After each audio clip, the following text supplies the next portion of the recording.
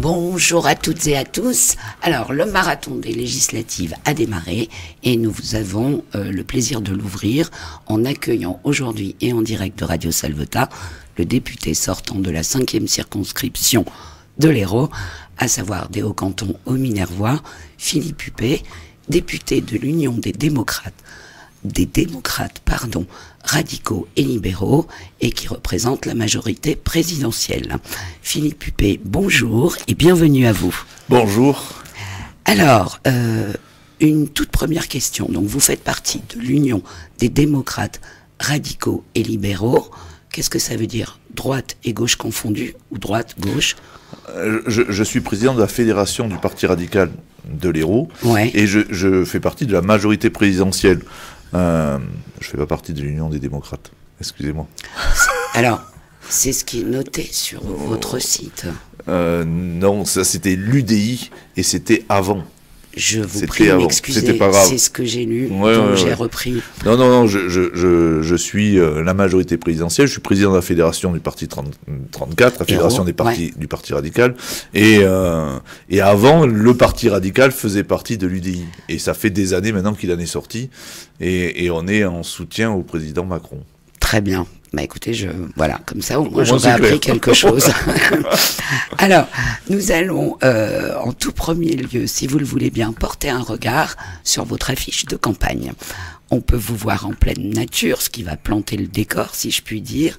On sait donc d'ores et déjà les thèmes que nous allons pouvoir aborder. Et principalement, le thème de notre territoire. Vous seriez donc un homme de terrain. Ah, oui, et alors une petite précision, elle n'est pas encore sortie, mon affiche de campagne, mais je vous livre un scoop quand même. Je l'ai. Vous l'avez, parfait, okay. Alors bon, elle est sortie, elle a été faite ici. Ah, très bien.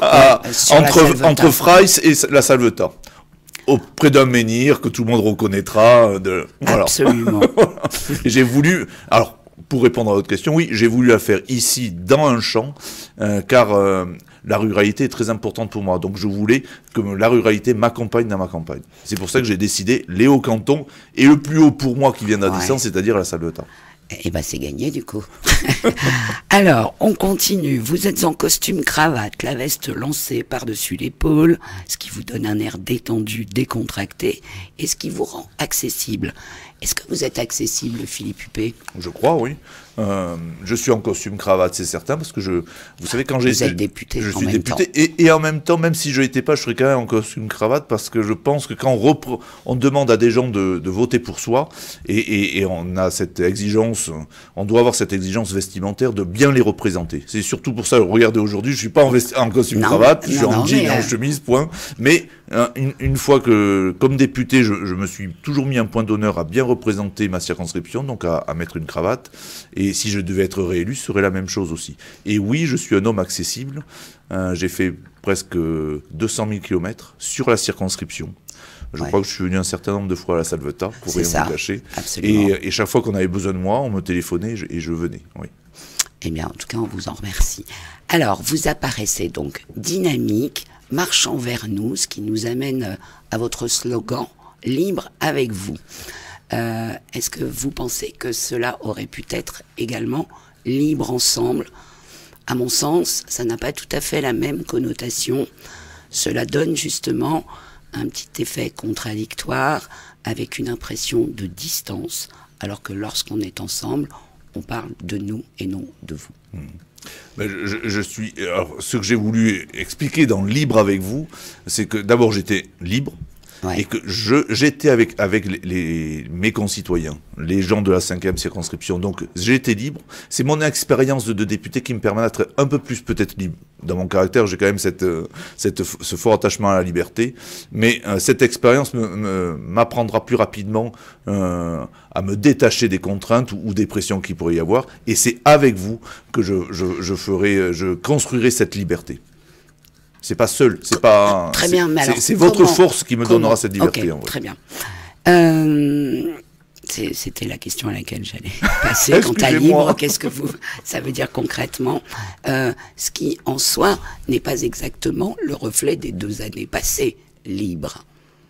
les 2 années passées ont été compliquées, même 3 années. 3 si années, on commence avec voyez. les gilets jaunes et Exact. on accumule. En vrai, c'est un mandat qui a été un peu compliqué parce qu'on pourrait commencer aussi avec les réformes de la SNCF qui ont engendré automatiquement des grèves importantes. Ouais. Et ça, très rapidement, on a senti qu'il y avait une tension qui se créait, qui était là et qui se manifestait dans tous les cas. Les gilets jaunes ont paralysé un peu les week-ends, dans tous les cas, au moins ça, pendant un certain nombre de temps. Ensuite, il y a eu la Covid qui nous a tous enfermés.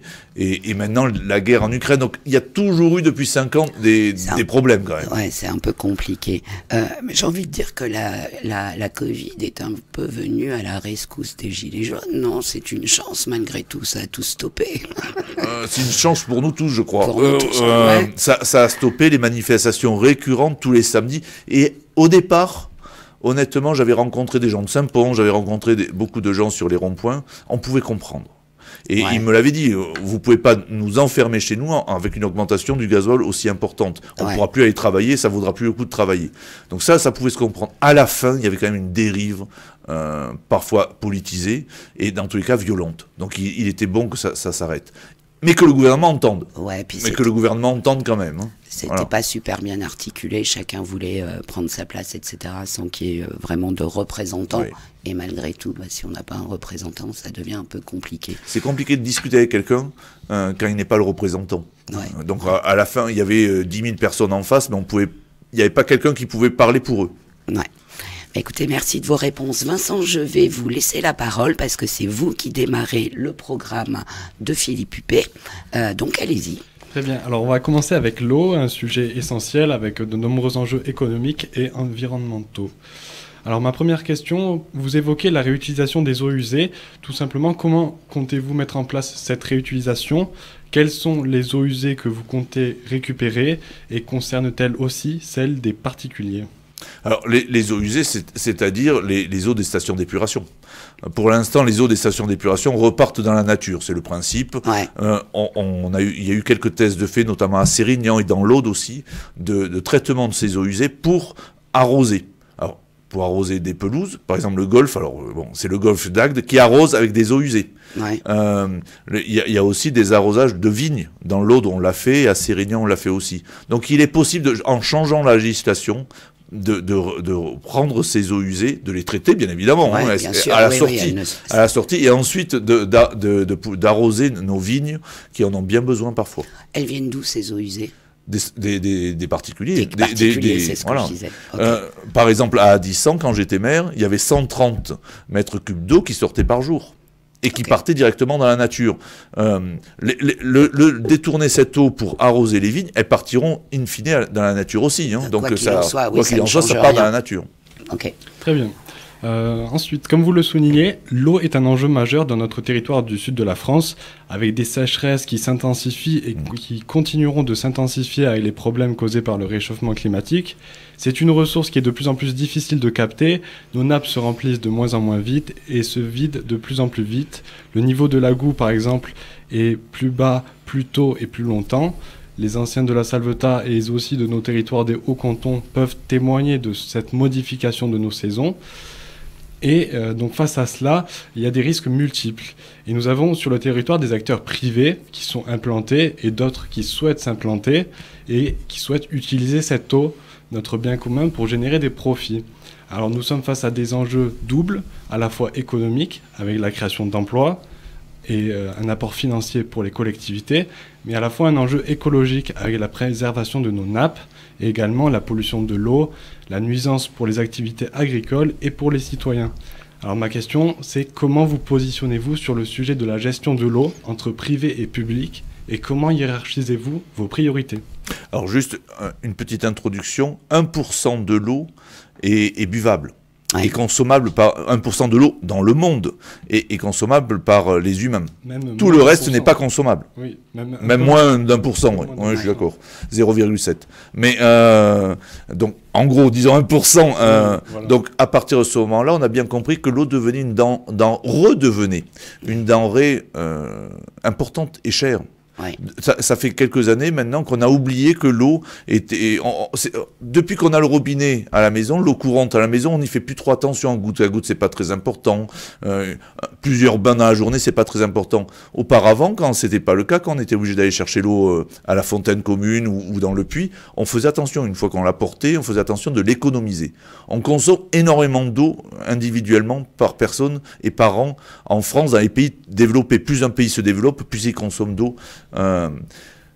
Comment faire pour qu'elle ne soit pas privatisée? Parce que l'eau, quand même, est un bien commun. Sans eau, il n'y a pas d'eau. Il n'y a pas de nature et il n'y a pas d'eau. Il n'y a pas de vie quasiment. Donc, il faut faire attention d'équilibrer la captation de l'eau. Elle ne peut pas être captée entièrement par le privé, mais aussi faire en sorte que les hommes aient de l'eau et à un prix correct. Ça ne peut pas devenir non plus des prix astronomiques. Donc il faut qu'il y ait des paliers dans les prix et dans la consommation. Et en même temps, moi je suis contre interdire, on est à Salvetat donc on va en parler, il y a quand même une usine à Salvetat qui vend de l'eau dans le monde entier et qui capte ici l'eau. C'est très bien je trouve, honnêtement. À partir du moment où elle gère la captation. Il ne faut pas capter plus que ce qu'il y a et plus que ce qui est renouvelé. Ouais. Donc, s'il y a 100 litres et 10 litres sont renouvelés par an, ben, il faut pouvoir capter ces 10 litres. Parce que ça fera du travail sur place, ouais. Ça permet une richesse collective, et en même temps, comme vous l'avez dit, ça apporte des ressources à la collectivité qui pourra engager de l'argent pour tous. Donc pour moi, je ne veux pas opposer le privé et le public, il faut simplement contrôler le privé, qui n'abuse pas, et en même temps que l'eau reste l'eau étant une denrée rare, elle doit rester à disposition de tous. Mais ouais. Tous doivent y faire attention. En vrai, c'est un travail collectif. Voilà, oui. À nous peut-être aussi de consommer moins d'eau, de moins gaspiller d'eau. Ça aussi, on peut essayer. C'est compliqué, hein, j'en suis bien conscient, mais on peut essayer aussi. Mais aussi la question de comment contrôler aussi ces grands groupes qui ont quand même la main mise sur cette ressource naturelle de nos territoires. Ben là, il y a les collectivités, il y a l'État. Commençons par l'État, qui est une collectivité, mais il y a aussi les régions, les départements, il y a des agences qui contrôlent aussi. Là, il faut un contrôle réel et contrôle extérieur à ces grands groupes. Hein. Ouais. Oui, bien entendu. Indépendant. Sinon, indépendant. Il y a des conflits d'intérêts. Oui, oui. Très bien, alors changeons de sujet, passons à l'agriculture, une agriculture saine et durable que vous souhaitez. Alors ma première question, c'est quelle est votre définition d'une agriculture durable et de l'agroécologie? On va commencer par, je souhaite une agriculture familiale. Automatiquement, vous avez bien compris que j'oppose ça à une agriculture financiarisée. Je suis assez défavorable. Je ne le vois pas d'un bon oeil dans tous les cas, le regroupement de terres entre les mains d'entreprises. Il faut que ça reste une source de profit et de vie pour des familles. Ouais. C'est pour ça que, à partir de ce moment-là, vous avez bien compris que des domaines qui feraient des milliers et des milliers d'hectares, j'en vois pas vraiment l'utilité. Je crois qu'il faut rester sur bien sûr assez d'hectares pour en vivre, ouais. Voilà, hein, mais en même temps faire en sorte qu'il y ait une vie qui se développe autour de l'agriculture. On ne peut pas demander à une entreprise internationale d'acheter des milliers d'hectares, de mettre un régisseur au mieux, si ce n'est peut-être que des robots, et ensuite dire nos campagnes sont désertées. Oui, elles seront désertées si on laisse faire ça. Par contre, si on accepte une agriculture familiale, ce qui existe en France pour l'instant, qu'il faut préserver. Du coup, c'est quoi une agriculture familiale? Combien de bêtes? En termes d'exploitation? Honnêtement, je ne vais pas compter les bêtes. Non, mais grosso modo. Un maximum. Il faut que ça reste à taille humaine. Il faut que ça reste à taille humaine et que la famille puisse entretenir. Ouais. Et peut-être avec des employés. Je ne dis pas qu'il faut qu'il soit tout seul. Je suis ni dans le mythe. Il faut une petite agriculture avec des 2-3 hectares par habitant et par agriculteur et ça suffira. Je suis pas dans ce mythe de l'agriculture d'avant la Seconde Guerre mondiale. Soyons bien clairs. Okay. Mais je veux pas une agriculture financiarisée. J'essaie d'avoir ce juste milieu dans une agriculture familiale, c'est-à-dire une famille. Peut-être parfois quand ils réussissent bien avec des employés, ouais. C'est compliqué aussi d'avoir des employés, de pouvoir payer des salaires, hein, qui va exploiter, qui va exploiter des terres dans un lieu et qui va vivre dans ce lieu. C'est ça pour moi le plus important. Ce qui est le plus important, c'est pas de savoir si elle est grande ou petite, c'est que nos campagnes puissent vivre et que les gens qui habitent dans nos campagnes puissent vivre de leur travail. Pourquoi est-ce que vous parlez d'un mythe d'avant-guerre? On peut avoir une exploitation qui fait 2-3 hectares, voire moins, et en vivre parfaitement, enfin selon l'agriculture bien sûr. Adapter une taille, c'est pas non plus le concours d'avoir une grande exploitation. Le mythe, c'est souvent ce que les urbains voient de l'agriculture, c'est-à-dire un agriculteur heureux d'être dans ses champs et de traire ses vaches, qui est dans une toute petite exploitation, ce que vous venez de dire, qui fait presque tout à la main, puisqu'il n'y a plus de tracteur, il n'y a plus rien dans ce mythe. Hein. C'est ce que j'appelle le mythe. Hein. Pour les gens qui ne connaissent pas l'agriculture. L'agriculture s'est modernisée aussi. Je crois que la technologie aidera les agriculteurs aussi. Donc c'est pour ça que je ne veux pas qu'on rentre dans de l'agriculture que l'on ne connaît plus, qui n'existe plus, et qu'on se dise on va la remettre en place. Mais ça n'empêche pas qu'on peut avoir des agriculteurs de 3 hectares. Encore faut-il savoir ce qu'on fait sur ces 2-3 hectares. Il faut vraiment que ce soit rentable pour qu'une famille puisse vivre sur 2 hectares. Voilà. Après, ça ne me dérange pas. Hein. Donc pour vous, il faut continuer la culture un peu intensive, la monoculture, l'apport d'intrants, puisque c'est la modernité qui a apporté un peu tout ça à cette agriculture. Pour moi, il faut que les agriculteurs puissent faire ce pourquoi ils sont voués, c'est-à-dire nourrir leurs prochains. Donc à partir de ce moment-là, on s'est aperçu, comme on le disait au début, qu'on a eu des heurts ces dernières années, notamment la Covid, et on s'est aperçu qu'on était parfois dépendant alimentairement de l'extérieur. Il faut qu'on retrouve une indépendance, une souveraineté alimentaire, et pour ça on a besoin des agriculteurs qui vivent de leur travail et qui produisent et une production de qualité.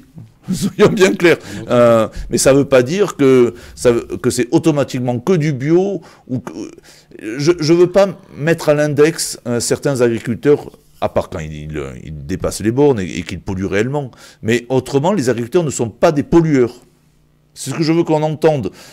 Non. On les a souvent poussés à certaines pratiques. Oui, on leur a demandé à la sortie de la guerre de faire certaines pratiques. On leur a demandé des remembrements. C'est ce que j'appelais le mythe tout à l'heure. On leur a demandé tous ces remembrements. On leur a demandé de produire beaucoup pour nourrir la population et exporter. La France a besoin aussi d'exporter de l'alimentation parce que le monde a besoin de manger. Par exemple, pour la viticulture, alors on n'est pas en pays viticole ici, mais pas loin, il y a de la viticulture quand même. On n'est pas très loin, voilà. C'est ce que j'allais dire. Puis on est plutôt riche de ce côté-là. Voilà. Si on devait boire tout le vin que l'on produit, on n'y arriverait pas. En vrai, le vin que l'on produit, qui fait la richesse en partie de l'Hérault, c'est parce qu'on l'exporte dans les autres départements, dans les autres régions, mais aussi dans les autres pays. Et notre agriculture a besoin d'exporter pour créer une richesse. Et de cette richesse, on pourra mieux gérer notre agriculture et nos territoires. Alors bien évidemment, je suis contre qu'on les pollue. Ça, mais tout agriculteur est contre qu'on les pollue à l'excès. Mais il y a des produits chimiques qui ne sont pas polluants non plus. Il ne faut pas voir la chimie comme un objet polluant systématiquement. Il faut contrôler tout ça. Très bien, à ce propos justement sur les polluants et cette pétrochimie dans l'agriculture, j'avais une question. J'ai vu que vous étiez membre du groupe parlementaire sur de nombreux sujets de travail et notamment sur la mission d'information de la stratégie de sortie du glyphosate. Je rappelle que Emmanuel Macron avait fait en 2017 la promesse non tenue de sortir du glyphosate en France au plus tard en 3 ans. Est-ce que vous pouvez nous en parler aujourd'hui, justement ? Bien sûr. D'abord, une petite précision, elle a été non tenue parce que la promesse était sortie du glyphosate, mais on trouvait des produits qui remplaçaient. Et on ne les a pas trouvés. Donc on n'est pas sorti. Donc promesse non tenue, oui et non. Il existe d'autres méthodes. L'agriculture a existé bien avant la chimie et ces intrants qu'on fait croire comme essentiels à la croissance des cultures. Oui, je suis d'accord avec vous. On peut s'en passer. Entièrement d'accord avec vous. La chimie, l'agriculture est plus que millénaire. Il n'y avait pas 67 millions de Français à nourrir. À partir du moment où il y a 67 millions de Français à nourrir, vous avez bien compris que le petit domaine de 2 hectares, on peut rapidement l'oublier. Sauf si vous faites du caviar, sauf si vous faites des esturgeons, sauf si vous faites des produits de très haute qualité et surtout à une grosse valeur ajoutée. Sinon, si vous faites des bêtes, des vaches ou des céréales, à 2 hectares, ça m'étonnerait que vous arriviez à vivre vous-même, tout simplement. Tout dépend bien sûr de l'exploitation, oui. Oui, mais c'est ce que je suis en train de dire, oui. Et, mais pour revenir à votre question, C'était sur la chimie, hein, c'est bien sur ça. Le glyphosate. Oui, la sortie du glyphosate. Voilà. Oui. Par rapport, la sortie du glyphosate. Oui, on avait dit, et moi-même, j'ai pu auditionner avec mes autres collègues. On avait dit qu'on essaierait de sortir du glyphosate, du tout glyphosate, si on trouvait des produits de substitution. On n'a pas trouvé ces produits de substitution qui nous permettaient de sortir complètement du glyphosate. Donc on n'est pas sorti, et surtout c'était une surlégislation de la norme européenne. La norme européenne, on serait les seuls à être sortis du glyphosate, les autres pays avaient 2 ou 3 ans de plus pour sortir, puisqu'on va commencer à en discuter maintenant au niveau de l'Europe pour savoir si l'Europe sortait. Il faut qu'on sorte tous du glyphosate, c'est possible. J'ai vu des viticulteurs ou d'autres agriculteurs qui n'utilisaient plus de glyphosate, donc c'est possible. Donc c'est possible. Oui, donc c'est possible de sortir. Mais c'est un choix aussi. J'ai vu aussi des viticulteurs qui étaient sortis du glyphosate et qui me disaient qu'ils avaient été opérés 3 fois du dos parce qu'ils coupaient l'herbe dans les vignes à des broussailleuses. C'est un choix aussi. Excusez-moi. Non, mais c'est un choix aussi. J'ai vu aussi des agriculteurs. Un choix ou un devoir à Banyuls qui me disaient s'il n'y a plus de glyphosate, on ne fera plus rien. Donc, Collioure, ainsi de suite, c'est terminé. Mais j'ai vu à Côte-Rôtie qui sont aussi des pentes où ils n'utilisent plus le glyphosate. Voilà, donc tout ça est à discuter. Mais on ne peut pas aller contre les gens. Il faut emporter les gens avec nous. Ça, c'est ma philosophie personnelle en tant que député. On emporte les gens avec nous. On n'oblige pas les gens, les agriculteurs, ainsi de suite. Les nouveaux agriculteurs commencent à penser autrement aussi. On ne peut pas demander à un agriculteur qui a 60 ans, qui va partir à la retraite, avec une toute petite retraite, de lui dire mais il faut que tu rachètes tout, que tu repenses, alors que ça fait 40 ans qu'il travaille comme ça, et parfois un peu plus, il faut que tu repenses tout. En vrai, il faut donner du temps au temps. Voilà. Alors c'est pas de moi, vous avez bien compris, mais il faut donner du temps au temps aussi. On peut pas écraser les gens. À vous écouter, vous parlez de trouver un substitut au glyphosate, un autre substitut chimique. Est-ce que c'est pas un peu le serpent qui se mord la queue il y a cet intrant de synthèse qui ne convient pas, on va en trouver un autre, on va demander à nos industriels de nous refournir une solution miracle qui va aider, alors que les solutions, elles existent peut-être déjà, les méthodes alternatives, il y en a, elles font leurs preuves, il faut peut-être juste les écouter, peut-être plus les mettre en avant, communiquer dessus, tout simplement. Je relève juste une chose, substitut chimique, j'ai parlé de substitut, j'ai jamais dit chimique. Ça, c'est vous. D'accord. Autant pour moi. Ne me prêtez pas des mots et surtout que tout de suite après, je vous disais que j'en ai vu. J'ai vu des gens qui s'en passaient du glyphosate. Donc, non. Mais peut-être les mettre en avant, ça, je suis entièrement d'accord avec vous. Peut-être qu'on les met pas assez en avant. Ils savent se faire entendre. Moi, honnêtement, ce sont pas quand même des gens qui restent dans leur coin. Ceux qui sont passés du glyphosate, ils savent se faire entendre aussi et savent dire comment ils font. Après, à nous d'y aller, mais juste une petite précision, on utilise quand même très peu de glyphosate. On a beaucoup diminué les doses quand même au glyphosate. Hein. Et la loi et les décrets sont venus aussi, même et surtout en France, diminuer ces doses, à tel point que parfois les viticulteurs et les agriculteurs se demandent comment ils vont faire pour traiter. Il faut pas, juste une précision, c'était la SNCF qui utilisait le plus de glyphosate pour désherber les voies ferrées. Ce n'est pas les agriculteurs. En France, c'était la SNCF. Elle a abandonné ça, maintenant elle a d'autres pratiques, tant mieux. Mais c'était quand même la SNCF, c'était pas les agriculteurs. Pour vous dire quand même que les agriculteurs ne sont pas des pollueurs, voilà. Vincent, vous avez fini sur les deux, vous aviez 2 questions, parce qu'on est vraiment tenu par le temps. Oui, je sais bien. Alors, une rapide. Concrètement, qu'est-ce que vous voulez mettre en œuvre pour faire venir et aider les jeunes qui souhaiteraient s'installer et vivre décemment de l'agriculture ? Je suis content, plus que sur le glyphosate, parce que c'est vrai, le vrai point est là. Comment on fait ? Il y a un problème démographique dans l'agriculture. Il y a beaucoup d'agriculteurs qui partent à la retraite. Il y a un problème retraite, si vous voulez, on en discutera. Et il y a moins de jeunes qui rentrent. Donc il y a plus de départs que de rentrées. Ouais. Et donc comment on fait pour dire à notre jeunesse, vous savez, l'agriculture, c'est un métier de demain, c'est un métier noble, vous allez nourrir des gens, vous allez aider à vivre des gens. Et venez. Donc ça, comment on fait ? C'est-à-dire, il faut aider d'abord ceux qui s'implantent. Il y a déjà des aides aux jeunes agriculteurs, mais il faut continuer à les aider. Peut-être une grande campagne nationale pour montrer ce que c'est réellement l'agriculture. Je pense que ça, ce serait judicieux, parce que les jeunes agriculteurs sont là. J'ai écouté une émission sur France Inter il y a quelque temps en arrière. Ils sont bien présents. Alors, ils sont effrayés. Hein. Ah, je suis d'accord. entièrement d'accord. Quand on a des bêtes, c'est 24 heures sur 24, et rarement on trouve quelqu'un le week-end, quand on prend un week-end, pour qu'il vienne vous remplacer. Donc il faut qu'on repense ça. Et sachant qu'il y a beaucoup de néo-ruraux qui viennent et qui s'installent dans l'agriculture, qu'il faut soutenir bien évidemment, et c'est déjà bien, mais parfois qui repartent aussi. Parce qu'ils avaient un peu rêvé l'agriculture, et devant la difficulté financière.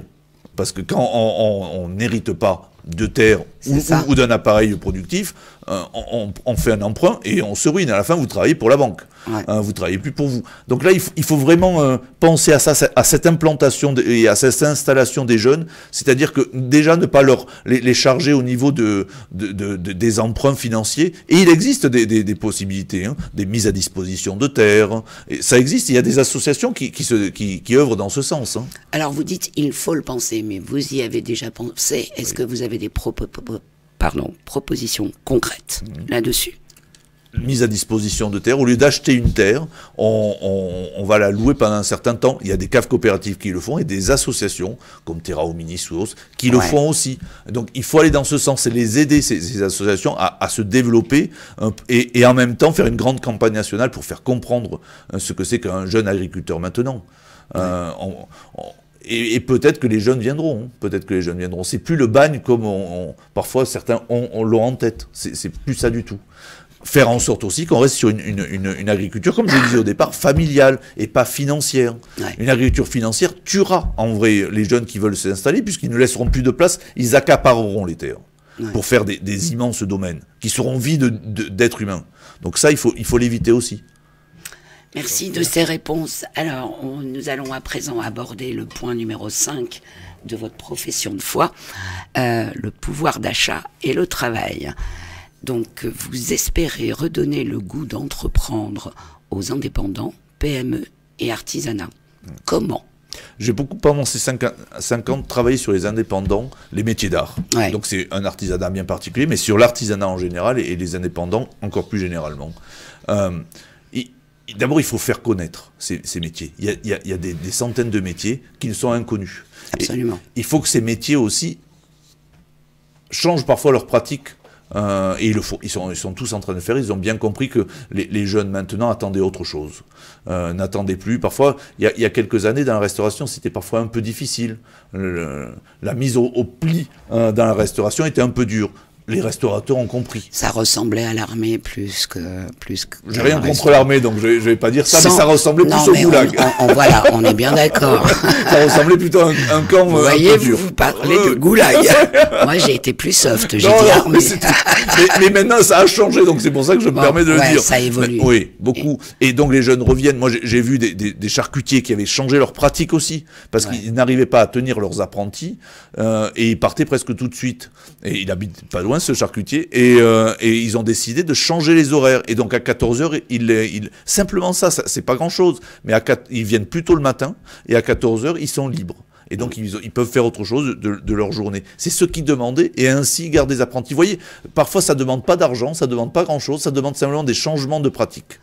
Ouais, mais néanmoins, c'est bien l'argent aussi. En même temps, pour vivre. Oui, en même temps, on aide les agriculteurs, les jeunes agriculteurs à s'installer, et il faut aider les jeunes artisans à s'installer aussi, comme les jeunes agriculteurs avec des aides financières, comme exactement la même chose, et au moins pendant 3 ans, les aider, les accompagner sur les 3 années. On sait que c'est dans les 3 années, les premières 3 années qui sont difficiles. Il faut où vous allez. Ah, moi je vais. Ah, ok. J'ai promesse tenue, nous sommes en radio, vous êtes enregistrés. Ah oui, non, mais ça c'est pas un problème parce que j'ai fait 3 rapports sur l'artisanat et à chaque fois j'ai fait ces propositions. Donc la proposition, si je suis réélu, elle part tout de suite, elle est quasiment déjà écrite. Très bien. Le pouvoir d'achat de monsieur, madame, tout le monde. Alors vous proposez de supprimer la redevance télé de 138 €. Ne pensez-vous pas que ce soit que la conséquence puisse être la privatisation de nos chaînes publiques? En France, il y a trop d'impôts. Oui. Donc on en enlève. Je confirme. Je crois que beaucoup d'auditeurs le confirmeront. Ouais. On en enlève 138 €. Ça ne veut pas dire qu'on tue les chaînes publiques, parce que j'ai une grande ambition pour les chaînes publiques. Oui, laquelle? Qu'ils œuvrent pour ouvrir l'esprit des téléspectateurs. Donc qu'ils ne fassent pas que du commercial. D'accord. et qu'ils aillent parfois sur des émissions où il y a peu d'audimat. Mais c'est pas grave. On ouvre. On ouvre, oui. On Mais ça veut dire que l'État doit soutenir et compenser ces 138 euros. Absolument. L'État compensera, là le président a été très clair, l'État compensera ces 138 euros sans obligation d'obéir ou autre. Ne croyez pas que les chaînes publiques vont partir dans la main de l'État.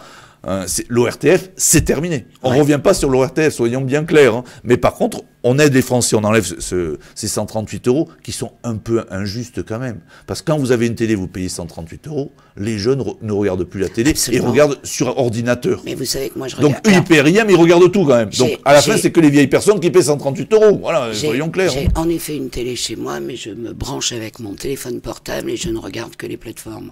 Voilà. Parfois certaines émissions qui m'intéressent. Mais voilà. Donc il y a une injustice dans les 138 euros, c'est pour ça que je suis assez favorable à ce qu'on les retire, que l'on compense au centime près ces 138 euros, et même qu'on en mette un peu plus, moi je serais assez favorable pour qu'on ait une télé publique ambitieuse. Alors, moi j'ai entendu dire quand même pendant toute cette période de Covid, bon c'est bien, l'État donne par-ci, par-là certaines choses, enfin certains montants pour combler certaines dépenses qui reviennent trop cher.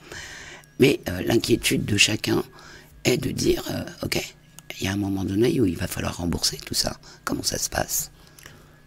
Déjà, quand on donne, ça ne veut pas dire qu'on rembourse, ça veut dire que peut-être qu'on a l'argent. On n'emprunte pas automatiquement pour donner. Bah, je sais pas, Emmanuel Macron parle toujours de cette dette que nous devrions, nous Français, supporter. Voilà. Vous avez bien compris que c'était automatiquement le mot important dans ma phrase. D'accord. On n'emprunte pas automatiquement. Mais on a emprunté et on a une grosse dette, ça j'en suis bien conscient. Donc il faudra le rembourser. Alors, après, on fait des choix. Elle a été faite auprès de qui, cette dette? À qui devons-nous de l'argent? On doit de l'argent déjà auprès des Français. Souvent, donc à nous? À nous-mêmes. Mais nous-mêmes, cool. les banques, ainsi de suite. Vous nous remboursez prêtent à l'État. les banques prêtent à l'État. Et c'est avec l'argent des Français. Donc il y a une partie de la dette quand même qui est tenue par les Français. Indirectement, les banques, ainsi de suite, ou les assurances, indirectement. Et après, à l'étranger, bien évidemment, il y a des prêteurs, il y a des pays qui prêtent, il y a des organismes prêteurs à l'étranger. Il y a plein de pays qui nous doivent aussi. Est-ce que l'un dans l'autre, la balance ne fait pas... Est-ce qu'on ne peut pas aller récupérer cet argent que l'on nous devrait pour équilibrer notre dette? Vous savez... non, je pose une question bête. Moi, je suis monsieur, madame, tout le monde.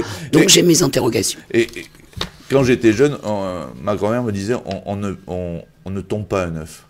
Oui, il y a des pays en Afrique qui nous doivent de l'argent. Ouais, mais ils peuvent pas. Ils n'ont pas d'argent. Ils n'ont pas d'argent. Donc je peux aller leur demander de me rembourser, mais ils n'ont pas d'argent. Non, mais je parle pas d'eux. Oui, mais il y a eux aussi, c'est bien de le dire. Ouais, il y a eux aussi. On n'a qu'à leur prendre. Ils ont plus d'argent. Non, mais pas eux. Voilà. Mais je pense pas à eux, mais je suis sûr qu'on a quelques pays. Si c'est la Russie, c'est un peu compliqué. On s'en fout, je parle même pas de la Russie. Non, mais il y a d'autres pays, je sais pas, j'en sais rien. Est-ce que... je vais prendre un exemple clair. Il me semble, si je ne dis pas de bêtises, que le maire de Béziers, dont je me rappelle plus le nom, mince, Monsieur Ménard, est allé récupérer auprès de la communauté avoisinante, justement ses dettes pour mieux faire vivre son village. Est-ce qu'au niveau national... C'est plus qu'un village, c'est une ville. Ouais, pardon. Oui, pardon, excusez-moi, sa ville. Est-ce que ça, c'est pas possible au niveau national? Voilà, en fait, telle est ma question. Je ne sais pas ce qu'a fait M. Ménard. Si on lui devait de l'argent, il est allé le récupérer, il a eu raison. Au niveau international, c'est quand même un peu plus compliqué quand même. Quand c'est le village d'à côté qui vaut de l'argent, vous allez voir le maire, vous vous entendez bien avec lui, et en même temps, si on vous a prêté de l'argent, il y a des conventions, des contrats qui stipulent à quel rythme on va vous rembourser. Donc, si ces pays vous remboursent déjà, je ne vois pas pourquoi on irait récupérer tout, puisqu'on a signé un contrat avec eux. Quand on signe un contrat de prêt avec une banque, la banque vous dit vous allez me rembourser tant par mois. Peut-être que ces pays nous remboursent tous les mois aussi. Hein. Donc, après, il faut aller voir les mauvais payeurs, c'est-à-dire ceux qui ont décidé de ne plus nous rembourser. Et là, peut-être les forcer à nous rembourser. Et leur faire des procès internationaux pour qu'ils nous remboursent. Qui vont nous coûter un pognon fou. Ça aussi.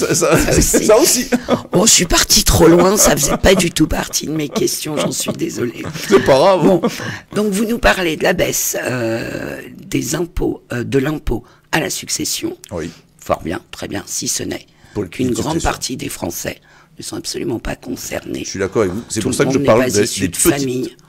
Voilà. Je suis d'accord Possédant avec des biens. Oui, c'est pour ça que je vous parle des petites successions, Ok. et pas les grosses. Les grosses, Je crois que c'est 100 000, hein. On est imposé à partir de 100 000 par personne. oui. C'est ça. C'est déjà bien. Enfin, pour moi, je trouve ça top déjà. Oui. Mais vous savez, étrangement, avec l'envolée de l'immobilier dans l'Hérault, Ouais. très rapidement, quand vous avez une maison, vous n'êtes Oui, pas loin de remarquez, 100 000. Hein. ouais, Vous êtes, c'est vrai. allez à Vias et vous avez une petite maison qui coûtait peut-être pas grand-chose il y a 50 ans. Maintenant, peut-être qu'elle coûte Ouais, mais 100 000 euros. Il ou est plus. vrai que maintenant, Ou enfin, plus. vivant dans nos contrées lointaines, des villages, enfin des villes, pardon, du coup, j'ai oublié. Le lac de la Ravière, je crois que c'est pas donné non plus. Non, il me semble que c'est pas donné. Mais moi, je vis pas là du tout. Moi non plus. Mais voilà, donc vous voyez, même ici, il y a des maisons ouais, non, on est qui, d'accord. qui dépassent 100 000 euros On est d'accord. de valeur. Donc, après, excusez-moi, je vais essayer d'aller un petit peu plus vite parce qu'on est quand même tenu par l'heure. Donc, vous pensez tripler la prime du pouvoir d'achat. Alors déjà, elle est de combien actuellement, cette prime Non, de pouvoir d'achat? Ce qu'on appelle la prime Macron était à 1000 et c'était la montée maximum à 3000, cette prime Macron. Mais qui l'a reçue? Mais non, mais vous me laissez pas finir. Pardon, excusez-moi. Ça, il faut le faire. Mais ça concernera pas les indépendants, les commerçants ou les petits artisans. Non, ça concerne monsieur, madame, tout le monde, on est d'accord. Mais cette prime concernera les salariés, essentiellement, puis c'est l'entreprise qui donnait cette prime Macron aux salariés en fin d'année. Jusqu'à 1000 euros, ils pouvaient... il pouvait. Oui, ils pouvaient, oui. Il n'était pas dans l'obligation de le faire. La moyenne, c'était 600 euros. La moyenne nationale a été, sur la prime Macron, de 600 euros. Voilà. Alors, donc c'est bien, c'est sympa. Mais ça je touche pas tout le monde. triplerais. En fait, c'est pas. Ça veut dire quoi? Ça veut dire que c'est l'État qui donne cet argent à l'entreprise ou qui dit à l'entreprise faut donner.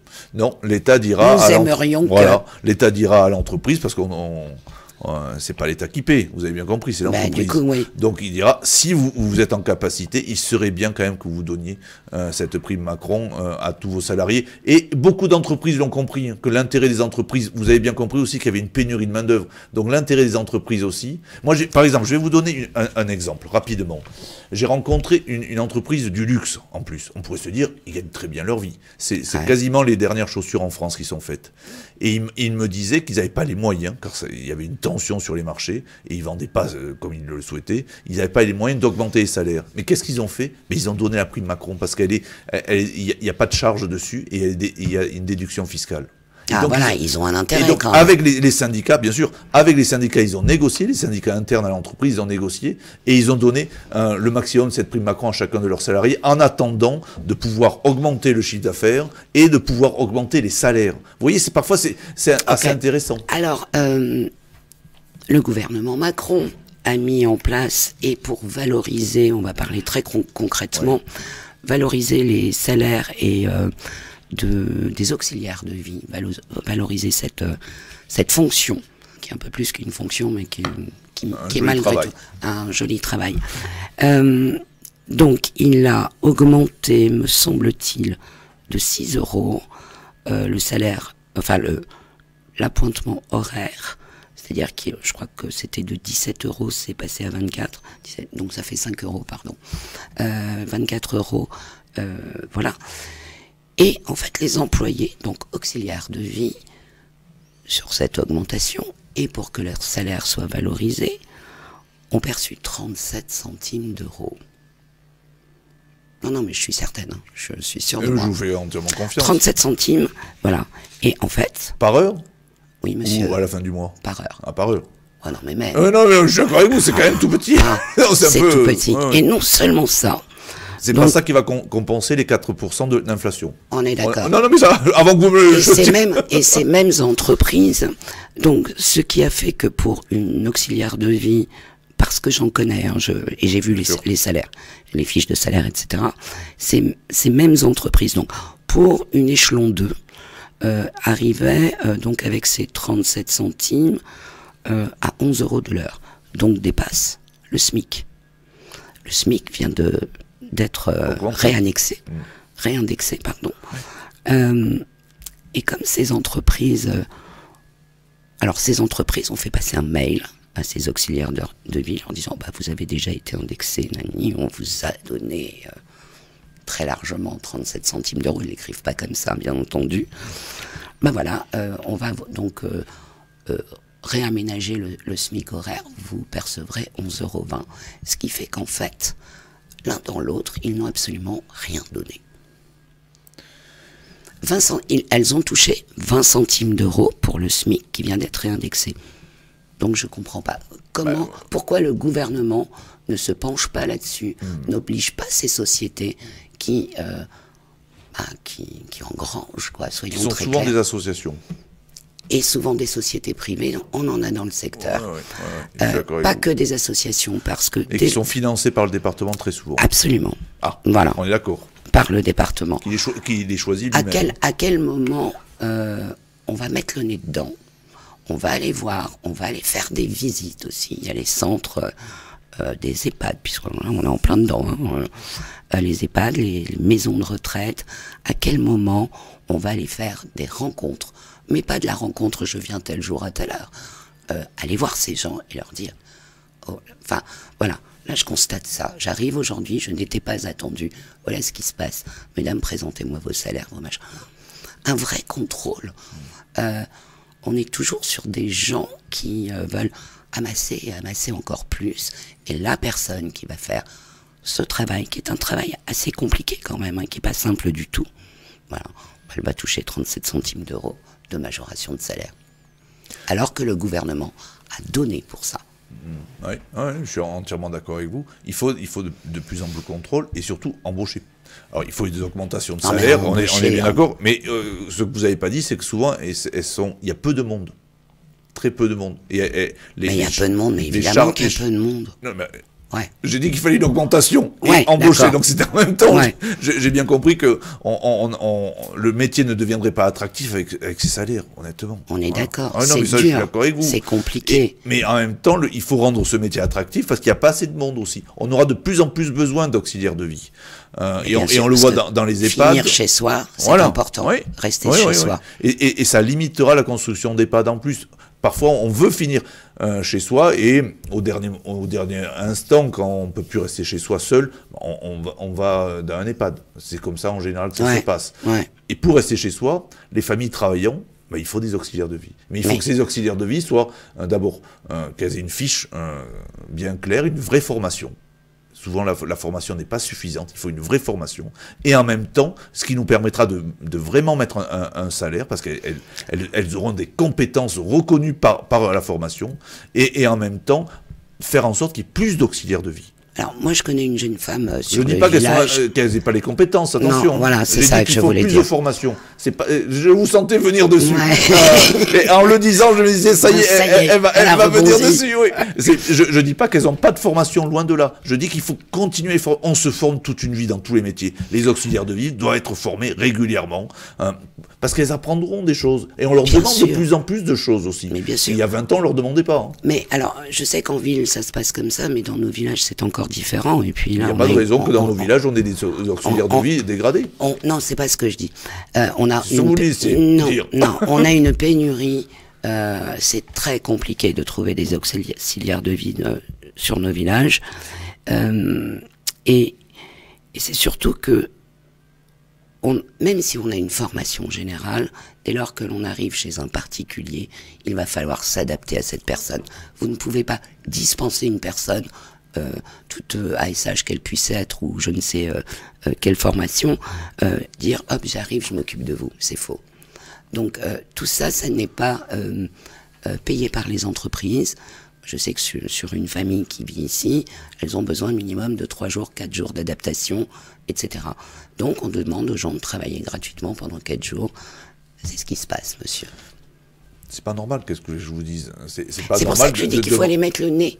Ah oui, mais je suis d'accord avec vous, oui. Mais les affaires des EHPAD, ces dernières affaires, ont montré qu'il va falloir vraiment mettre le nez. Surtout que tout ça était un peu connu. Ça explose maintenant. Et puis on le met sous le tapis, on met la poussière sous le tapis. Le problème des auxiliaires de vie, ça fait des années que j'en entends parler, c'est un peu connu. Ouais. Sauf que personne n'avait envie de se saisir du sujet tant que ça explosait pas. Vous allez vous en saisir? Ah mais j'ai pas attendu aujourd'hui, je m'en suis déjà saisi, j'en ai déjà discuté avec mon groupe parlementaire. Très bien. Pour voir ce qu'on fera. Donc on attend maintenant l'élection pour voir qui reviendra pas, qui sera réélu, et à partir de ce moment-là, regardez, comme je vous le disais, de plus en plus, la population vieillissante, de plus en plus, on aura besoin d'auxiliaires de vie qui accompagneront ces gens chez eux pour bien vivre chez eux. Donc ça, c'est important. Peut-être on peut faire une coupure un petit peu, Vincent, oui, juste une courte pause si ça vous convient. Ouais, moi, mais c'est plutôt pour les auditeurs. Allez, on écoute Jouanda. On a demandé à Philippe Huppé un titre et il nous a parlé de son goût pour l'occitan. Donc on écoute Jouanda avec Axel Verdon, sur le titre Oli Ola. Merci.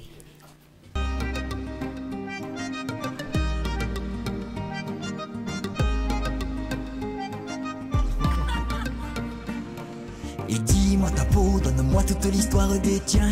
Dis-moi ta langue et dis-moi tes chemins. Le sang, la flamme qui te mène plus haut. Quiero tu piel, dime la vida de los tuyos. Dime tu lengua, dímelo bien. El fuego a la sangre, vamos y vamos. Bailame, bailote, bailo que bailes. Hoy, hola, la vida aquí, la vida en la. Caminará que caminará, pero el aire. Hoy, hola, y pasa aquí, y pasa en la. Te pasará que te pasará, pero el aire. Hoy, hola, hola, hoy, hola. Allez, on revient avec Philippe Huppé. Nous parlions du pouvoir d'achat. Alors, comment parler du pouvoir d'achat sans parler du prix de l'essence? Qu'est-ce que vous en pensez, Philippe Huppé? On est presque à 1,90 €. Oui, on a passé la barre À un des moment, 2 euros. on les a passés, on est redescendu, ainsi de suite. Le gouvernement a décidé d'injecter directement 18 centimes. Donc déjà, il y a une aide du gouvernement, 18 centimes par litre, et pour certaines entreprises pétrolières, elles ont rajouté 10 centimes. Notamment Total a rajouté 10 centimes de déduction. Mais ça n'empêche pas quand même l'essence d'augmenter. Le prix est international.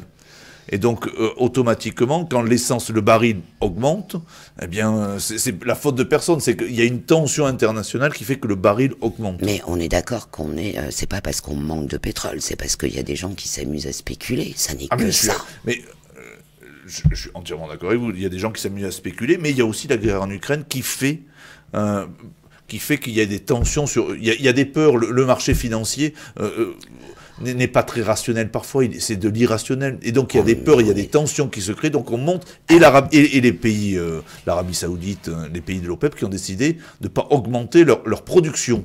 Donc ils sont restés sur la même... à eux. Oui, mais ils sont restés sur la même production, donc en vrai ils ont permis une augmentation des prix, tout simplement. En n'augmentant pas la production, puisqu'on avait essayé de plus se fournir en Russie, qui est le premier producteur. Ouais, mais alors du coup, on reçoit encore, parce que je me souviens qu'il y a quelque temps en arrière, on recevait encore du côté de Nantes, là-bas, ou au Havre, je ne sais plus, il y avait encore des productions qui arrivaient de l'URSS. C'est fini. Ah oui, oui. Et le gaz, on est en train de le restreindre aussi, et on est en train de revoir nos marchés au niveau du gaz et au niveau du pétrole. Mais tout ça se fait lentement, vous avez bien compris que parfois il y a des conventions, il y a des contrats, on ne change pas du jour au lendemain de producteurs, parce que ils livrent déjà à d'autres pays, donc parfois ils n'ont pas les moyens de livrer plus. Et c'est pour ça que le prix de l'essence augmente, c'est qu'il y a des tensions réelles sur ce marché, à cause, en grande partie, de la guerre en Ukraine. Alors, Emmanuel Macron a dit 18 centimes de moins durant 4 mois. Qu'est-ce que ça veut dire? Ça va être repoussé jusqu'en décembre. Ça a été annoncé. Donc en vrai, 18 centimes, tant qu'il y aura cette crise, il y aura ces 18 centimes. Ça ne veut pas dire on arrive aux législatives et après on réunit tout. Ça serait du pur électoral. Non, c'est pas le cas. En plus, il y a eu une annonce de fait que... Je ne l'ai pas entendu, j'en suis désolé. qui ira jusqu'en décembre, tant que la crise sera là. Et il faut qu'on arrive à ça. Sachant aussi qu'à un moment, si on veut reprendre une indépendance et une souveraineté sur nos transports et sur nos moyens de nous chauffer, par exemple, Ouais. on ne peut pas dire on va aider énormément le pétrole, ça vous coûte rien, continuer. On est dans un changement. Il faut mettre ça aussi dans le dérèglement climatique. On est vraiment dans un changement. Il vaut mieux qu'on développe l'électricité, qu'on développe les voitures électriques, ainsi de suite, plutôt que de dire le pétrole, on va le faire Pourquoi les descendre. voitures électriques et pas l'hydrogène? Ça suffit avec C'était l'électricité. un exemple, ça peut être l'hydrogène, sauf que le plus rapide, c'est l'électrique. L'hydrogène individuel, pour l'instant, on n'a pas encore trouvé la solution. On la trouvera, j'espère. Et on ira peut-être vers l'hydrogène, et tant mieux. Mais qu'on retrouve cette indépendance. C'est ça qui est important. Et le dérèglement climatique, il faut le régler aussi. C'est pas en consommant de plus en plus et toujours plus de pétrole que l'on y arrivera. Alors tiens, À y Ouais, répondre. on va Oui, y je me doute qu'on va y arriver. On va y arriver. Mes questions tout de suite là, comme ça, parce que j'y pense, qui ne font pas partie de mes questions là actuelles. Alors pourquoi hydrogène? Donc vous venez, pourquoi pas hydrogène? Parce que les recherches ne sont pas encore au Oui. point. Elles sont en cours et il paraît que ça coûte très cher, Oui. de ce que j'ai entendu. Ouais. Néanmoins, il y a d'autres pays qui s'y sont mis. Pourquoi pas aller demander, je sais pas, les brevets aux autres? Et puis on y va, quoi. Oui, parce qu'ils ont des brevets, comme vous venez de le dire. Donc c'est pas certain qu'ils veuillent à tout prix nous les donner, puisqu'il y a une exploitation de ces brevets, une exploitation financière de ces brevets. Donc à nous de développer. Pour le train, on est en train de le faire. On arrive petit à petit à avoir des trains à hydrogène. Ouais. Et notre force à nous, honnêtement, c'est l'électrique. Enfin, on ne sera pas d'accord, mais pour nous, c'est l'électrique avec nos centrales atomiques quand même. Ouais, non, enfin, On c'est va pas plus- ce qu'il y a de plus vert, quoi. Non, c'est pas ce qu'il y a de plus vert, mais c'est ce qui détruit le moins la planète. Par rapport à l'hydrogène, je suis pas convaincu, là. Non, mais par rapport à Ah, l'essence. par rapport Ouais, à non, mais l'essence. pour l'instant, c'est l'essence, l'hydrogène. Ouais, On est encore dans de la Et, spéculation. Alors que dans l'atomique, on a des centrales atomiques, on est les premiers au monde. Moi, je suis pour qu'on construise de nouvelles centrales atomiques. C'est vrai? certain. Bah oui, je suis pour, oui. Et les éoliennes, alors? Les éoliennes, il faut un mix énergétique. Ok. Voilà, il faut un mix énergétique. Mais les éoliennes, tant qu'on n'arrivera pas à stocker l'électricité, il y aura un problème. Elles tournent pas quand il y a beaucoup de vent. Elles tournent pas quand il n'y a pas de vent du tout. Elles tournent juste quand il y a juste le vent qu'il leur faut. Mais entre-temps, donc vous avez bien compris que c'est une électricité alternative. Pourquoi? Par exemple, Et vous, et moi alors, le premier, ici, alors pas moi plutôt, ici. Pas ici. Ici, on a des éoliennes qui tournent en permanence. On est plutôt un pays où il y a un peu de vent quand même. On a les cas de vent qui se croisent. Pourquoi cette énergie, au lieu de fournir de l'électricité, d'EDF, machin, tout ça, pourquoi ici on n'exploite pas cette électricité pour la redistribuer dans nos campagnes, hein, et que justement les gens puissent s'en servir et s'en sortir financièrement? parce que c'est une énergie alternative. Ça veut dire quoi? Ça veut dire que quand il y a trop de vent, peut-être que vous voyez les pales tourner, mais ça fait pas d'électricité. Ça veut dire qu'elles sont, On a qu'à elles sont en stocker. roue libre. On peut pas stocker. C'est pour ça qu'elle est alternative. Si on pouvait stocker, ben on mettrait on en mettrait partout et on aurait réglé le problème. On ne peut pas stocker pour l'instant cette électricité. Il faut qu'elle soit à flux continu, celle qui est produite et consommée, voilà. Mais sauf que parfois il y a pas assez de vent ou trop de vent, hein, et on ne produit plus. Donc c'est pour ça que je suis plus favorable aux idées d'un mix énergétique, hydrogène, électricité et l'atome. Ok. Bon, allez, on va passer à votre question, Mais Vincent, sinon attention, on va pas y arriver. juste sur les éoliennes, il y a quand même beaucoup de gens qui sont contre. Hein. Non, mais je sais, mais je vais... Voilà, je dis comme ça. je vais Y a pas prochainement- Même Je vais- l'éolienne qui est vantée comme une énergie verte ne l'est pas totalement. Je suis content que vous le Mais- disiez, j'osais pas le dire parce que je voulais pas tout le temps être Non, non, le du méchant. tout, du tout. Mais Je suis d'accord, justement, ouais. je vais rencontrer une association qui s'appelle Hurlevent, me semble-t-il, très prochainement. Et pour mieux comprendre, voilà, les enjeux et le pourquoi du comment. Donc, je suis pas tout à fait calé là-dessus. Mais il y a le solaire aussi qui peut être intéressant. C'est pour ça que je crois plus à un mix énergétique, c'est un mélange de sources, plutôt qu'à un qui répondra à tout. On consommera de plus en plus d'électricité. Ouais. De plus en plus dans les années à venir. Donc on a besoin tous les ans de produire plus d'électricité. Et à un prix raisonnable. C'est ça aussi le plus important. Alors, je Que vais tout le quand- monde puisse aborder l'électricité avec ses moyens. Je vais quand même en revenir à ce que je voulais, c'est-à-dire le prix de l'essence, parce qu'on ne vit pas en ville. hein, voilà, on ne fait pas partie des grandes métropoles. On est à la seule voiture à goût, comme on peut être à Saint-Pons, à Vianne, à Laconne, à Murat, voilà. Et puis nous, on a tous besoin d'une voiture ici. Sans voiture, on ne peut rien faire, ni aller bosser, etc. Donc est-ce que le gouvernement, est-ce qu'Emmanuel Macron a bien conscience que, voilà, il y a des contrées lointaines et que même avec 18 centimes, ça suffit pas? Votre serviteur a besoin d'une voiture pour venir à la Absolument, salle aussi. J'ai fait absolument. 200 000 km sur la circonscription, Ouais. donc, en voiture. Je l'ai pas fait. Ouais, mais là, c'est l'État qui paye, on est d'accord, ça sort pas de votre poche. Ça sort de ma caisse qui m'est attribuée, ça c'est certain. Voilà. Mais moi qui fais le plein quand même. Donc je vois Oui, le vous- prix, vous je avez vois le l'essence. prix, ok, ok. Et je vois ce que ça coûte, donc je peux quand même si c'est pas moi qui paye, je peux être sensibilisé quand même à ça. On est d'accord. Bon. On est d'accord. Et du coup, et- c'est moins douloureux. Oui, mais quand c'est pour mes déplacements propres, je paie moins. Oui, non, Voilà. mais je parlais pas de vos déplacements propres. Donc c'est peut-être moins douloureux, mais je vois la douleur que les autres peuvent avoir dans le truc. Ouais. C'est pour ça qu'une des propositions, c'est d'arriver sur des leasings, en vrai, de voitures électriques. Ouais. Et je trouve ça assez intéressant. Dans le monde rural, je suis d'accord avec vous, on ne peut pas se passer de voiture et on n'aura jamais assez de lignes, de bus, de cars qui compenseront.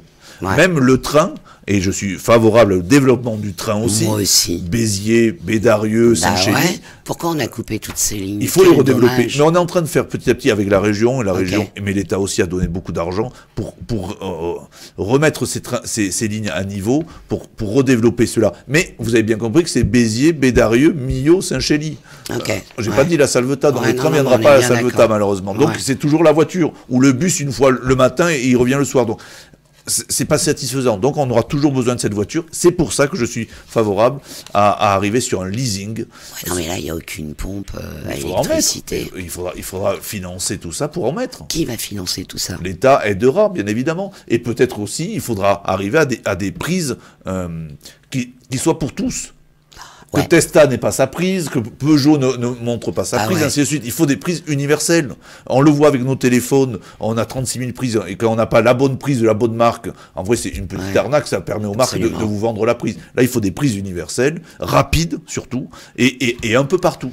Mais il y a beaucoup de maires qui ont compris, qui le développent dans leur commune. Hein. Ils ont bien compris que c'était une façon aussi d'attirer les gens. Là, quand on regarde la pub des leasing des voitures, enfin voilà, à la pub. Ça quoi. coûte cher. Ouais, alors ça coûte cher, mais c'est surtout qu'on a une autonomie de 480 km sur route plate. C'est pour ça qu'il faut Ah, arriver sur ce leasing à 100 € par mois, pas plus, une voiture neuve à 100 € par mois, et en même temps développer, alors là, les piles qui garderont plus d'électricité, qui permettront à l'hydrogène. peut-être à l'hydrogène, pourquoi pas honnêtement, mais aussi électrique, qui permettront de faire plus de kilomètres. Ça, je suis entièrement d'accord avec vous. Moi, j'ai une voiture, elle est au gasoil, pour rien vous cacher. Bah, la Parce- mienne aussi. Voilà, parce que je fais trop de kilomètres, et le constructeur me l'a dit, enfin le garagiste me l'a dit, il m'a dit, ne prenez pas une électrique, vous sortez, vous faites trop de kilomètres dans la journée. Ouais, voilà, trop de vous allez kilomètres. devoir recharger à longueur Voilà, de journée. Merci pour cette réponse. Allez, Vincent, rapido, une. Une. Ah bah ouais, mais on n'a plus le temps. Parlons électrique parce qu'on a beaucoup évoqué ça. J'aimerais vous apporter quelques données rapidement. L'Agence européenne de l'environnement sort un rapport en 2018 sur les voitures électriques. Les voitures électriques émettent 2 fois plus de CO2 qu'une thermique si on prend en compte sa fabrication. C'est 1 à 2 fois plus d'émissions d'oxyde azoté, de dioxyde de soufre. C'est x4 la quantité, voire x4, x5 la quantité de métaux. De métaux rares, ça va jusqu'à x7, x10. Ces métaux rares, ils proviennent souvent de pays en conflit, avec notamment la RDC, la République démocratique du Congo, ou la Russie. Et dans le cas de la RDC, le travail d'enfants est largement recours. En conclusion, ces industries sont extrêmement polluantes, avec des mines gigantesques qui permettent d'extraire des quantités dérisoires de métaux en comparaison à la taille et à l'envergure de ces mines.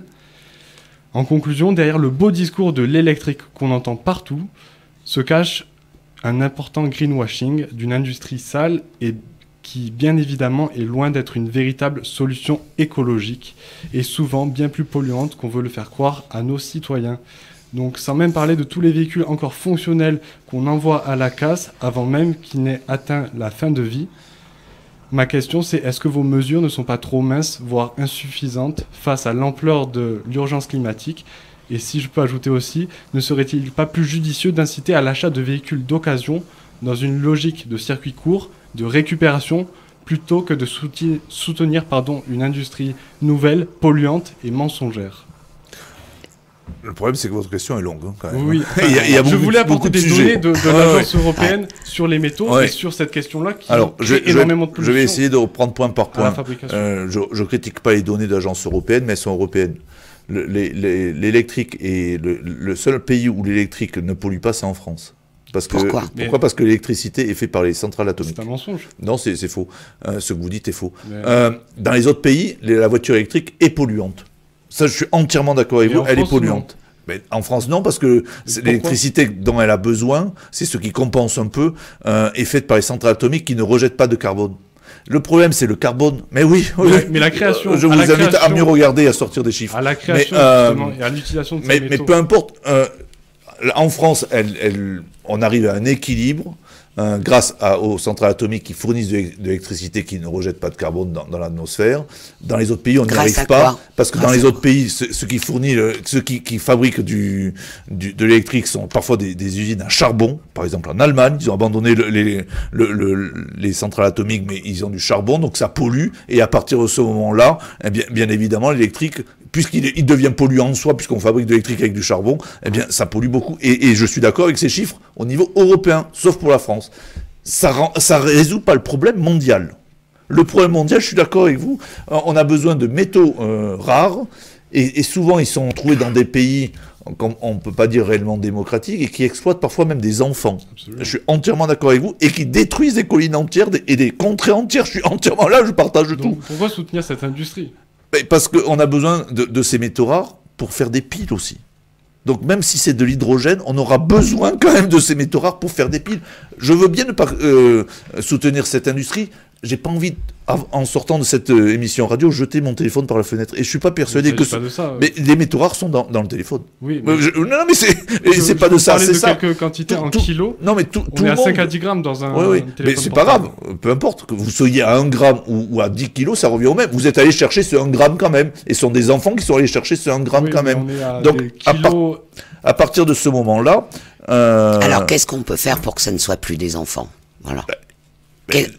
Déjà, comment peut-être pouvons-nous nous imposer conventionner avec les miniers pour qu'ils nous garantissent qu'ils n'exploitent pas, qu'il n'y ait pas un servage, je ne veux pas dire un esclavage, c'est peut-être un peu à tort, mais dans tous les cas, c'est parfois ça, qui nous le garantissent, sinon on ira voir d'autres miniers. Mais c'est compliqué quand même, parce qu'il n'y a pas des milliers de métaux rares quand même. Hein. Donc, grosso Soyons modo, clairs, ce que vous ou nous des dites, terres c'est rares, que qui sont quasiment qu'en Chine, on est- si je me souviens en bien. Chine, on au est tenu Congo, par et ces gens-là. La France est tenue par ces gens-là, parce que Par besoin. par nos technologies, oui, on est un peu tenu quand même. Honnêtement, hein, on est un peu tenu quand même. Il faut... vous dites regardez les libre. entreprises. Oui, alors, bon, ouais. Vous me parlez à l'international, excusez-moi, Bah je suis oui. un homme parmi des milliards. Mais, Oui. mais par contre, les entreprises ont trouvé, certaines entreprises avec la Chine, avec d'autres pays, avec d'autres entreprises, conventionnent en s'assurant qu'il n'y ait pas d'enfants exploités, qu'il n'y ait pas d'enfants qui travaillent pour faire tel et tel t-shirt ou tel et tel tennis, et ainsi de suite. Il faut qu'on fasse la même chose. Et s'ils le font, eh bien, on coupe les contrats. Et vous verrez qu'ils le feront Pourquoi ça n'a pas été rapidement. fait avant? Pourquoi on parlait? Enfin, voilà. Oui, parce que ce sont des affaires à long terme, sont des affaires qui impliquent une volonté politique forte et sont des métaux qui sont de plus en plus importants parce que notre technologie évolue de plus en plus vite.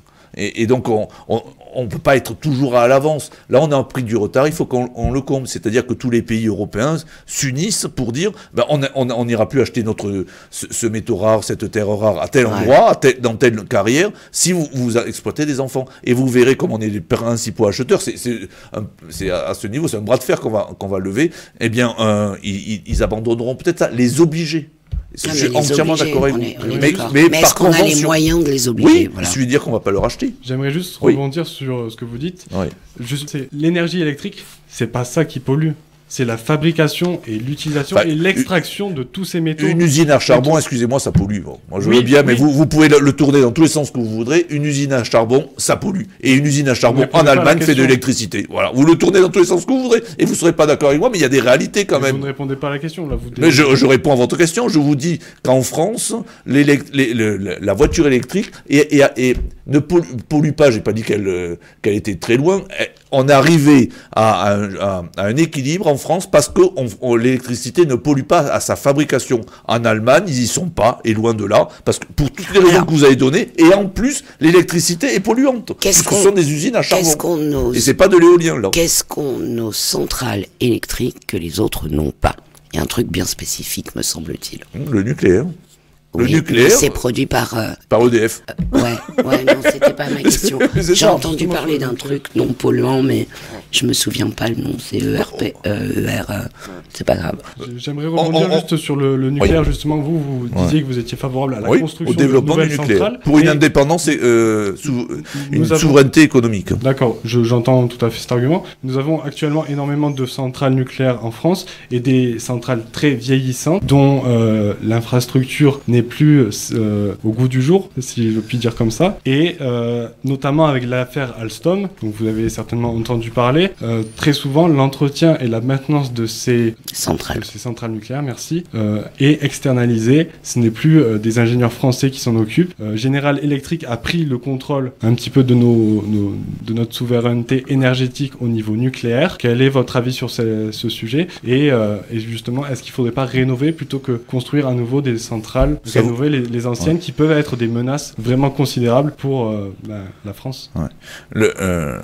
La France garde le contrôle de ses centrales nucléaires, c'est pas General Electric. C'est EDF qui s'en occupe, et après c'est EDF qui fait entretenir peut-être, mais c'est quand même EDF le patron. Et ensuite, je suis d'accord avec vous, il faut rénover, mais ça vous a pas échappé quand même qu'il y a un certain nombre de centrales nucléaires à l'heure actuelle, c'est pour ça qu'on a une baisse en capacité, qui sont en rénovation. Du fait de l'âge qu'elles ont, je suis entièrement d'accord avec vous, ça fait un certain temps qu'elles ont été construites. C'est pour ça que je suis favorable à ce qu'on rénove celle-ci et qu'on en construise des petites capacités, qu'on en reconstruise pour pouvoir remplacer celle-ci. Le temps qu'on trouve une énergie, peut-être qu'il faudra qu'on se passera dans 50 ans des centrales atomiques et nucléaires, je suis d'accord avec vous. Je suis pas non plus un fou du nucléaire, c'est pas ça, mais c'est ce qui produit le moins de rejet de carbone et de CO2 dans l'atmosphère. Voilà.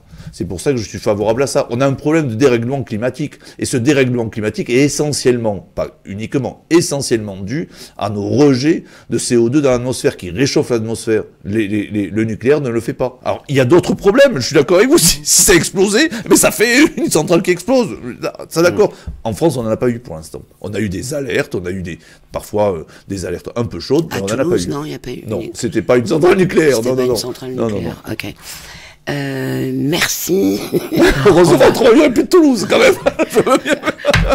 On va passer à un autre sujet, si vous le voulez bien. Oui. Très rapidement, on va parler du tourisme. C'est un sujet qui, me semble-t-il, vous tient à cœur. Vous êtes très engagé pour le tourisme et le patrimoine local. Je vous cite. Notre territoire est riche d'agriculteurs, d'artisans de bouche et restaurateurs qui représentent notre art de vivre à la française. Vous dites vouloir continuer à soutenir le travail de qualité. Qu'est-ce que ça veut dire et comment? Soutenir le travail de qualité, c'est comment on fait pour s'installer dans nos territoires, comment on fait pour en vivre et comment on fait pour en sortir. C'est ça un travail de qualité, c'est faire en sorte que l'artisan, le commerçant qui s'installe puisse en vivre. Voilà le premier travail de qualité. Le second travail de qualité, c'est aussi comment il est formé. Et là, sur l'apprentissage, il faut qu'on continue à développer cet apprentissage et à former l'artisan, et il le demande très souvent, ou le commerçant, tout au long de sa vie. Ainsi, il maintiendra une certaine qualité et une innovation dans son artisanat local, et ça lui permettra d'en vivre. Et ensuite, de pouvoir sortir et d'aller à la retraite. Si ce n'est que dès lors qu'il se trouve en formation, il n'est pas chez lui en train de produire. Oui, d'accord, mais... Alors comment on fait? Oui, mais...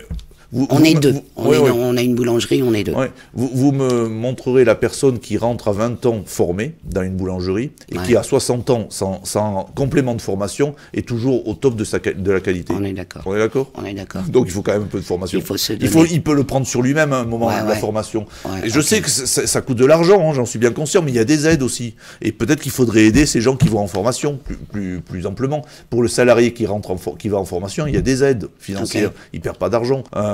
Donc il faut à tout prix être toujours au mieux des connaissances pour avoir cette qualité, cette proposition de qualité. Parce que si on propose de l'entrée de gamme, par exemple, je prends un verrier. Alors, il n'y en a pas ici, comme ça je suis tranquille, un verrier. Si je vous propose de l'entrée de gamme, vous irez chez Ikea.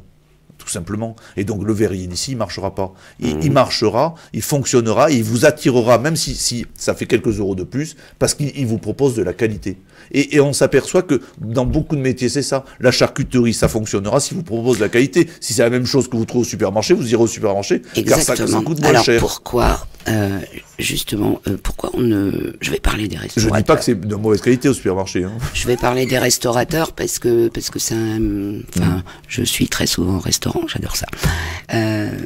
Néanmoins, on trouve grand nombre dans nos montagnes de restaurateurs qui travaillent local, en fait maison, qui n'ouvrent pas de boîte, c'est fantastique. Mais il y a les autres. Et on ne donne pas à ces gens-là une distinction qui nous permette de les reconnaître, et surtout aux autres. Une distinction qui permette aussi de les reconnaître, qui sont dans l'ouvre-boîte, j'exagère peut-être un peu, mais qui sont dans le surgelé. Il y a tout ça. Il me semble que ce serait important parce qu'on va aussi parfois payer aussi cher à celui qui nous fournit une mauvaise nourriture que dans un bon resto. À quand les distinctions? C'est important de ne plus tromper le consommateur, ou tout du moins de pouvoir choisir d'aller chez tel restaurateur en se disant je vais bouffer du congelé. La distinction vers le haut, je le comprends. La mise à l'index parce qu'il ferait une mauvaise cuisine, ça je le comprends un peu moins. Bon, d'accord, ok. Voilà. Mais au moins la distinction vers le Vers haut. le haut, oui. Mais il y a des prix, des concours, des reconnaissances.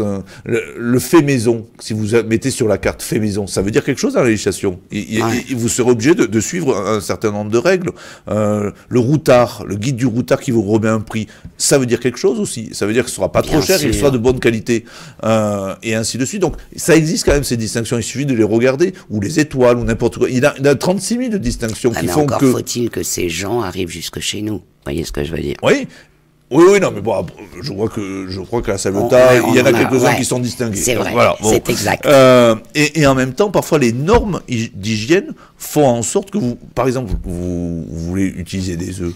Ouais. Très souvent dans la restauration, vous êtes obligé d'acheter des œufs. Et des œufs Ouais, déjà embâtonnés quasiment. Ouais, mais ça devrait être interdit. Non, mais ce sont les normes d'hygiène qui font On ça. est Vous pouvez pas prendre un œuf et vous faire l'omelette comme ça, ou l'œuf mayonnaise comme ça. Fort heureusement. Sont les normes d'hygiène qui vous obligent parfois à utiliser des produits déjà tout faits. On est bien déjà d'accord emballés. que c'est total contradictoire avec la gastronomie française. On peut plus parler de gastronomie quand on utilise des ovoproduits. Oui, oui, on peut parler de gastronomie. Non, ça, un steak n'est pas emballé quand même. Voilà, il y a quand même beaucoup de produits qui sont pas emballés. Ensuite, vous savez, de ces œufs préfaits là, un bon cuisinier en fera quelque chose de merveilleux. Et un autre plutôt attrape-touriste et qui ouvre que l'été sur le bord de la Méditerranée, on fera un produit quelconque. Ça, je suis d'accord avec vous. Il y a beaucoup de restaurateurs sur les bords de la Méditerranée, pas que dans notre région, mais partout, qui ouvrent que l'été. On sent bien il faut qu'ils vivent en 2 mois, il faut qu'ils fassent 12 mois. Donc on sent bien que c'est peut-être pas la qualité qui primera, c'est la rentabilité. Moi, dans l'arrière-pays... D'ailleurs, comment on explique qu'en bord de mer, on puisse trouver encore des restaurateurs qui nous sortent du poisson congelé, quoi, en bord de mer? Honnêtement, alors, vous m'obligez à revenir sur le pouvoir d'achat. Vous voulez en sortir un poisson frais de Méditerranée, ça très cher, très cher. Je suis pas persuadé que le restaurateur puisse le vendre à un prix correct. Pourquoi ça? Ah oui, ça coûte très cher. Parce que l'essence. Non, je dirais pas jusque là, mais regardez le bateau. Regardez, le poisson, ça coûte, mais tout coûte cher. Même les fruits à l'heure actuelle, les légumes et la viande, alors le fromage, j'en parle pas, tout coûte très cher. Donc les restaurateurs qui essaient de faire une carte un peu équilibrée, c'est compliqué de tout le temps avoir du frais. Ou alors ça veut dire qu'ils vont s'adresser à un portefeuille moyen qui qui est plutôt tiré vers le haut. À 12 €, vous arriverez difficilement, ou 13 € le menu, ou à faire une entrée, un plat, un dessert qui se tiennent. Hein. C'est compliqué, honnêtement. On peut parler de récession actuellement. On peut parler d'inflation. Et de Une récession. inflation forte, oui. Ouais. Oui. Ben, on est à 4. En Angleterre, ils sont à 9. Et dans d'autres pays, ils n'ont pas le bouclier thermique que l'on a mis en place. Hein. Le gouvernement a fait beaucoup de choses aussi pour aider à ce que ça n'augmente pas trop, que les prix n'augmentent pas trop. Bon, on a dévié sans cesse. Il nous reste 2 minutes. J'ai juste vraiment une dernière question. Tant pis pour nous. Il y a un point que vous développez. Enfin, c'est le numéro 18, le point 18. Et c'est mourir dignement. Voilà, ça me tenait à cœur d'en parler. C'est quoi mourir dignement? Est-ce que vous n'avez pas peur que aujourd'hui c'est encore un sujet tabou pour les Français? Il faudrait arriver à ouvrir ses œillères, et notamment au regard de toutes les religions qui nous entourent, parce que tel est le problème. Et justement, vous n'avez pas peur qu'une grande partie des Français s'insurgent de cette loi? Honnêtement, il y a encore 1 an et demi, j'étais contre. C'est vrai? Oui. Pourquoi? Je suis catholique pratiquant. Ouais, Tout simplement. ok.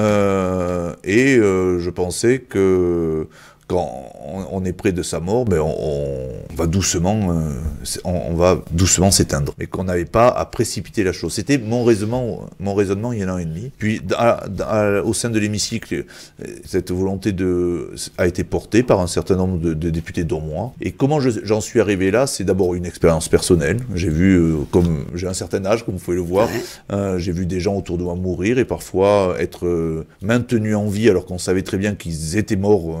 C'était le cas de le dire dans les semaines à venir, mais on les a maintenus en vie dans certaines souffrances. Certains médecins qui avaient décidé que non, il fallait les maintenir en vie et qui mouraient comme ça. Ça m'a un peu touché. J'ai reçu aussi beaucoup de gens, de lettres de personnes qui me demandaient de ma position. Au départ du mandat, j'étais plutôt contre, donc je répondais. Et petit à petit, j'ai évolué dans un sens un peu différent. C'est-à-dire que la loi Leonetti est bien, mais elle n'est pas suffisante, en vrai. Elle ne permet pas aux gens qui savent qu'ils sont en fin de vie. Ouais. Je le dis bien. Hein. En fin de vie, en fin de vie, c'est pas j'ai 30 ans, je me sens pas bien et je veux mourir. C'est pas un suicide. Non. C'est une fin de vie. On sait que la médecine ne pourra pas vous guérir et que vous allez vous éteindre. Et que vous voulez pas passer par toutes ces étapes de la léthargie, ainsi de suite, et vous voulez vous éteindre assez dignement. Voilà. Et ça, maintenant, je le comprends, honnêtement. Je crois que c'est en Belgique que ça existe. Oui, ça existe dans certains pays. Et ça veut dire que certaines personnes passent les frontières pour mourir. Et comme d'habitude, sont ceux qui n'ont pas les moyens de passer ces frontières qui vivent ici et qui souffrent à la fin quand même. Ouais. Et leur famille souffre aussi. C'est pas seulement la personne, c'est la famille qui voit la personne se dégrader. En vrai, il y a une dégradation de l'image, tant par celui qui le vit ces derniers jours, que la famille qui voit la personne s'éteindre et qui la voit souffrir ou qui la voit complètement à l'état. Il y a plus de pudeur là-dedans. Voilà. C'est terrible. Et donc, je pense que à un moment donné, une fois on est encore conscient pour donner sa volonté, hein, ça aussi. Il faut que on peut dire que j'aimerais bien mourir dignement, aidez-moi à mourir si vous voulez. Et que ça soit fait par ceux qui le voudront, sans les obliger bien évidemment, mais que ce soit fait par un médecin et non pas la famille qui le fait, qui ait vraiment des contrôles, parce qu'il ne faut pas non plus qu'il y ait des dérives, hein, mais je crois que c'est important. Notre société, je pense, l'attend. Nonobstant ce que vous avez dit, je crois qu'il y a beaucoup de Français qui l'attendent. Moi, j'ai rencontré beaucoup de gens qui me disaient on aimerait bien quand même partir au bon moment et pas faire les heures de trop qui vont nous faire souffrir ou qui vont tout simplement dégrader l'image vis-à-vis de ceux qui restent. Je veux partir avec le sourire, tout simplement. Ouais. On vit assez longtemps maintenant pour pouvoir se dire à 85, 90, 92 ans, les temps que vous voudrez, je voudrais partir avec le sourire. Sans souffrir moi, et en même temps qu'en face il me voit avec ce sourire. Il y a des gens qui partent avec le sourire. Moi non plus, je suis pas persuadé de partir avec le sourire, j'aime tellement la vie, mais à un moment peut-être on se dira ça y est, j'ai fait mon temps. Mais c'est pour ça que c'est vraiment un acte personnel.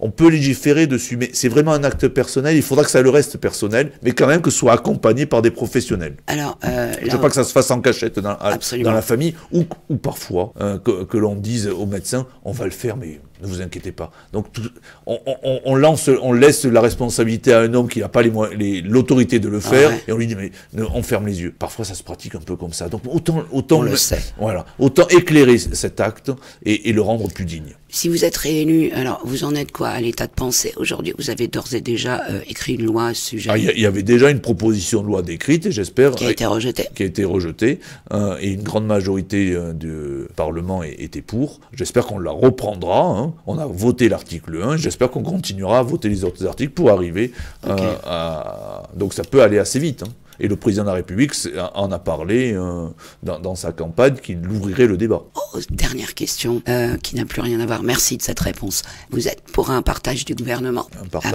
avec des sièges mélenchonistes. C'est un coup de pub de Mélenchon. C'est comment maintenir entre les présidentielles et législatives la tension nécessaire et les électeurs nécessaires pour avoir des députés. Il y a que lui, je crois, et peut-être vous, visiblement, vu votre visage, Non, qui croyait qu'il sera Premier ministre. Ah non, mais je pense pas qu'il sera Premier Il n'y ministre. aura pas de partage du vrai, gouvernement. En vrai, je ne pense pas qu'il sera Voilà, Premier ministre. en vrai, c'est un coup mais de il pub risque de pour- récupérer pas mal de sièges quand même, non? Ah oui, ça oui, mais c'est très bien. Ça, Ok. j'ai rien contre, c'est la démocratie. Les électeurs Ah voteront non, pour non, qui ils veulent. pardon, je me suis mal exprimé. Non, je pense pas c'était pas ma question. Ah, en fait, d'accord. je me suis mal exprimé. C'est Autre la question. démocratie. Comme le Front National peut obtenir des sièges, Voilà. comme tous les partis peuvent obtenir des sièges, et comme je peux être réélu aussi. Par la même occasion. Voilà, par la même occasion. Comment vous expliquez que dans nos campagnes, on a eu plus de voix pour Marine Le Pen, alors qu'ici, on vit pas franchement le racisme, logiquement. On vit pas franchement les cas sociaux. Pourquoi? Quand on vous dit que vous n'avez plus le droit de chasser parce que vous êtes un destructeur de la nature, quand on vous dit que vous êtes un agriculteur mais vous êtes un pollueur, quand on vous dit que vous roulez au gasoil, j'ai une voiture gasoil, et donc vous êtes un gros pollueur, et en plus vous fumez une gitane, donc vous êtes en plus un destructeur des finances de la santé, vous vous énervez un tout petit peu. Ok. Et vous avez peur, et vous sentez même que c'est presque dans votre identité propre que vous êtes attaqué. C'est mon explication, Ok, peut-être que je me ok, trompe. mais Donc voilà. il y a une réaction qui fait que vous allez voter Front National, ou parfois l'extrême gauche. Hein. Ouais, Donc voilà, l'un ou il l'autre. y a une volonté de dire non, je suis ni un pollueur, ni un citoyen de seconde zone, je suis un citoyen, point, et vous devez me respecter comme tel. Je crois qu'il y a une peur de cette... Et la mondialisation aussi a fait beaucoup, a créé cette peur d'une perte d'identité, je crois. Et le chômage, enfin beaucoup de choses ont fait qu'on s'est dit, mais c'est plus mon village, quoi. Ok. Emmanuel Macron a conscience que il a remporté des voix parce que des gens ont voté contre Marine Le Pen. Bien sûr. Ok. Je ne vais pas être... voilà, bien sûr qu'il y a des gens qui ont voté contre... Je ne suis pas persuadé qu'un LFI qui a voté pour Emmanuel Macron au second tour, il y en a peu, mais il y en a qui l'ont fait, l'ait fait pour Emmanuel Macron. Il a fait contre Marine Le Pen. Ok. En clair, oui, bien sûr. Sachant que, et je finirai là, Oui, il faut qu'on en finisse, je que suis le désolé. Front républicain, j'y crois plus trop. Et on sent bien qu'il s'érode quand même, donc faisons attention à ça quand même. Et ce qui est normal, chaque électeur fait ce qu'il... Merci Philippe Huppé. Permettez-moi juste une Oui, dernière question. allez-y, Vincent. Juste Philippe Huppé, face au contexte mondial actuel qui est un peu difficile entre pandémie, guerre et urgence climatique, auriez-vous un ou des conseils pour les jeunes générations qui peinent à trouver un peu leur chemin dans ce monde qui évolue très vite et avec tout ce contexte? Un conseil, c'est tout. Mais je ne veux pas passer pour un moraliste, mais un conseil, ne pas désespérer. On n'est pas à la fin du monde. Souvent, on nous fait croire que c'est la fin du monde. Non, c'est pas la fin du monde. C'est un monde qui change, et il faut qu'on prenne toute sa place dans ce monde qui change, et qu'on se dise une seule chose, c'est qu'on n'est plus maître du monde. L'homme n'est pas maître du monde. Il vit dans ce monde. Absolument. Et si ce monde meurt, l'homme mourra. Mais c'est pas très grave à la rigueur, parce que la Terre restera la Terre. Mais voilà, ne pas désespérer. Il y a des solutions, mais par contre, il faut du courage. Il faudra qu'on ait le courage individuel et collectif, parfois de se restreindre un tout petit peu peut-être. Mais Sans vous aller avez pas à des croissances. Hein. Vous C'est n'avez ce que pas je dis. l'impression qu'on nous demande toujours à nous de À tout le toujours monde. faire l'effort? Non, à tout le monde on demande. Ouais, Et mais il on n'a faudra pas le faire. l'impression que vous, là-haut, vous le subissez. Je suis pas là-haut, j'habite à Dissan. Non, À mais- Dissan, c'est 1200 d'accord. habitants, et c'est à 1 heure d'ici, certes, mais c'est un petit village quand même. Donc, On n'a pas l'impression de vivre sur la même planète, si vous voulez. Il y a vous, là-haut, au gouvernement, les gens du haut et les gens du bas, ou du centre, je sais pas comment on appelle ça. On a vraiment l'impression qu'il y a cette distance, cette incompréhension. Visiblement, vous êtes une personne de terrain, je l'entends. Mais il y en a plein qui connaissent pas le prix de la baguette, quoi. On se dit, faisons les choses ensemble, mais on vit pas le même monde. On vit pas le même quotidien. Voilà. c'est un peu normal, non? De tout temps, ça a été ça. Ah ben, là aussi, il faut que ça évolue, Non, que ça change. Oui, non, mais je suis d'accord, mais ça c'est l'être humain. Les rois de France ne vivaient pas le quotidien des gens d'Addisson. Excusez-moi, on a plus l'impression d'être en royauté totalitaire. Voilà, Alors, ça y ressemble. les présidents de la Troisième République ne vivaient pas le même monde que les gens d'Addisson ou les gens de la Salvetat. Il faut faire très attention quand on dit qu'il y a des hauts et des bas, il y a des droites et des gauches, ainsi de suite. Moi, On a l'impression que ça ne veut plus rien dire, surtout. Oui, je suis d'accord avec vous, c'est pour ça. Moi, je me vis comme bien sûr que je vais 3 jours à Paris par semaine et je vis 4 jours C'est ici. votre fonction, c'est Voilà, normal. mais moi, je me vis comme quelqu'un d'ici. Voilà, j'ai pas l'impression d'être sur un autre monde quand je suis à 1200 habitants et que je sors mes poubelles.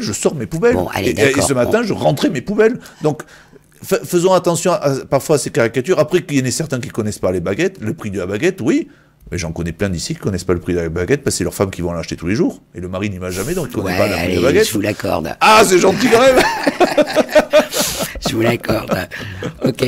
Bon, allez, merci de toutes vos réponses. Ça a été très sympa. On a bien aimé vous recevoir. Merci Bah, écoutez, bonne chance à vous. Merci à vous surtout. Merci à toutes et à tous.